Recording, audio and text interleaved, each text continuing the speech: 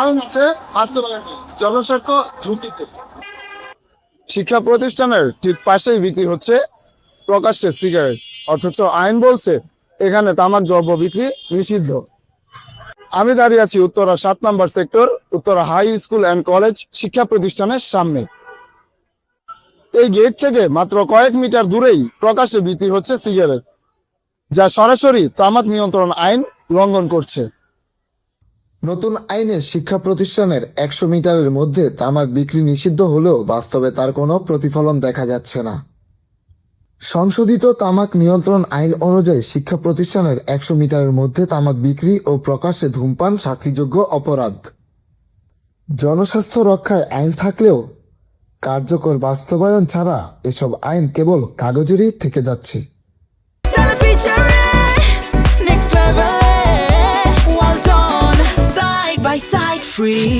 এ বিষয়ে স্থানীয় প্রশাসন ও সংশ্লিষ্ট থানার সঙ্গে যোগাযোগ করা হলে কোনো বক্তব্য পাওয়া যায়নি।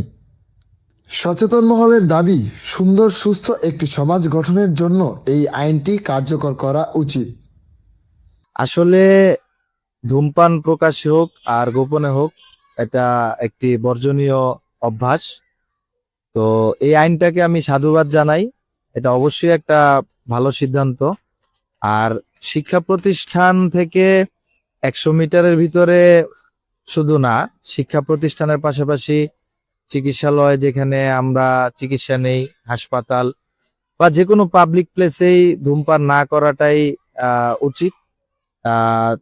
এবং শিক্ষা প্রতিষ্ঠানের আশেপাশে, বিশেষ করে যেখানে ছাত্র ছাত্রীদের বিচরণ আসা যাওয়া আছে, ছাত্ররা যাতে ধূমপান থেকে বিরত থাকে সেই ব্যাপারে শিক্ষা প্রতিষ্ঠানের শিক্ষকদেরও দায়িত্ব রয়েছে এবং অভিভাবকদেরও দায়িত্ব রয়েছে। পাশাপাশি এলাকাবাসী হিসেবে আমাদেরও দায়িত্ব রয়েছে, তারা যেন শিক্ষা প্রতিষ্ঠানের আশেপাশে কোনো রকম আড্ডা বা কোনো রকম এই ধূমপানের মতো কোনো বাজে অভ্যাসে তারা যেন আসক্ত না হয়ে যায়, সে বিষয়ে আমাদের সকলেরই সচেতন থাকতে হবে।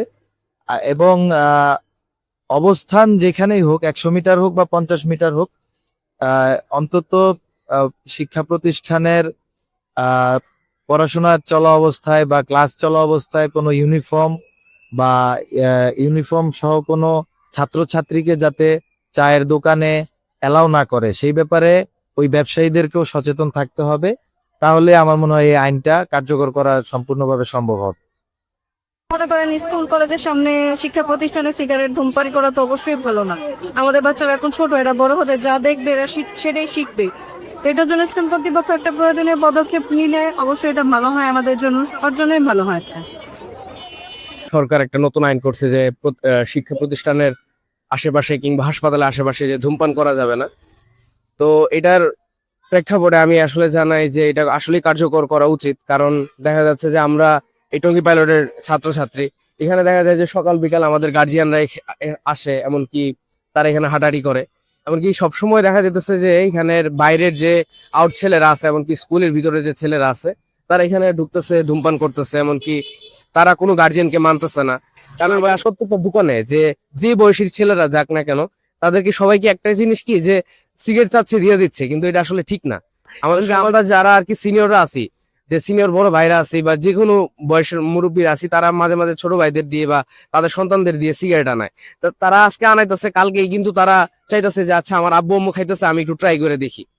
তো এই আইনটা আসলেই কার্যকর হওয়া উচিত। কারণ এই দেশকে সুরক্ষিত রাখার জন্য, এই দেশের মানুষদের সুরক্ষিত রাখার জন্য আমাদের প্রত্যেকের উচিত এই আইনটা কার্যকর করার জন্য আমাদের প্রত্যেকের সাহায্য করা উচিত। তানজিল মাহমুদ হিমেল, দৈনিক জয় জয় দিন।